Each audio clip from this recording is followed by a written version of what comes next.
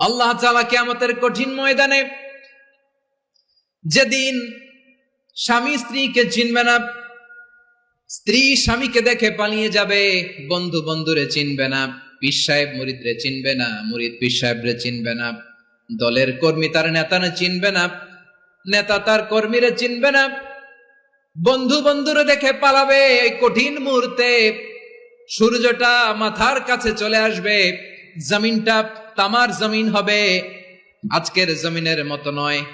মানুষ ঘর্মাক্ত, ক্লান্ত, শ্রান্ত মাথার মগজগুলো কানের ছিদ্র আর নাকের ছিদ্র দিয়ে বেয়ে বেয়ে পড়বে। বিশ্বনবী ফরমান, কিয়ামতের ওই কঠিন ময়দানে 7 শ্রেণীর ব্যক্তিকে রব্বুল আলামিন তার আরশের নিচে ছায়া দিবেন। তার মধ্যে প্রথম শ্রেণীর ব্যক্তি হলো ইমামুন আদিল।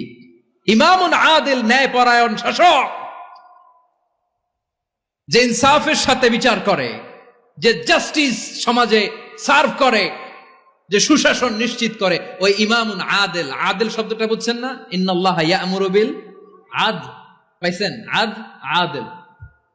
7 শ্রেণীর ব্যক্তিকে আল্লাহ তাআলা সুশীতল আরশের নিচে ছায়া দিবেন, যেদিন তার দেয়া ছায়া ছাড়া কোনো ছায়া থাকবে না।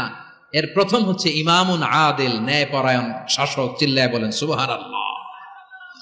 আবার বিশ্বনবী বললেন, ইন্নাল মুকসিতিনা ইনদাল্লাহি আলা মানাবিরা মিন নূর আন ইয়ামিনির রহমান। কিয়ামতের দিন যারা ন্যায়পরায়ণ হিসেবে আল্লাহর সামনে দাঁড়াবে, কিয়ামতের দিন রব্বুল আলামিন তার আরশের ডান দিকে ওই ন্যায়পরায়ণ লোকদের জন্য আরশের ডান দিকে একটা নূরের মিম্বারে তাদেরকে বসার সুযোগ করে দিবে।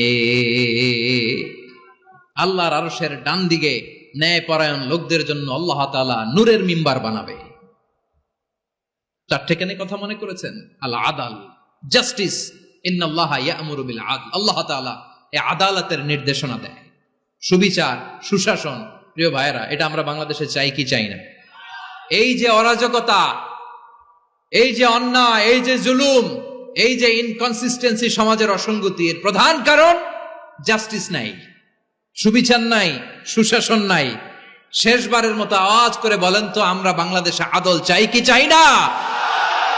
অন্য আয়াতে আল্লাহ তাআলা বলছেন, وَنَضَعُ الْمَوَازِينَ الْقِسْطَ لِيَوْمِ الْقِيَامَةِ فَلَا تُظْلَمُ نَفْسٌ شَيْئًا। আমি কিয়ামতের দিন ন্যায়পরায়ণতার মানদণ্ড স্থাপন করব, যেটাকে আমরা মিজানের পাল্লা বলি। আল্লাহ বলেন, ন্যায় বিচারের মানদণ্ড কিয়ামতের ময়দানে আমি আল্লাহ স্থাপন করব। সেদিন কারো প্রতি বিন্দু পরিমাণ, এক চুল পরিমাণ অবিচার করা হবে না, কোনো অবিচার করা হবে না। সেদিন সুশাসন হবে, সুবিচার হবে, ন্যায় পরায়ণতার সাথে বিচার হবে। আওয়াজ করে পড়েন আল্লাহু আকবার।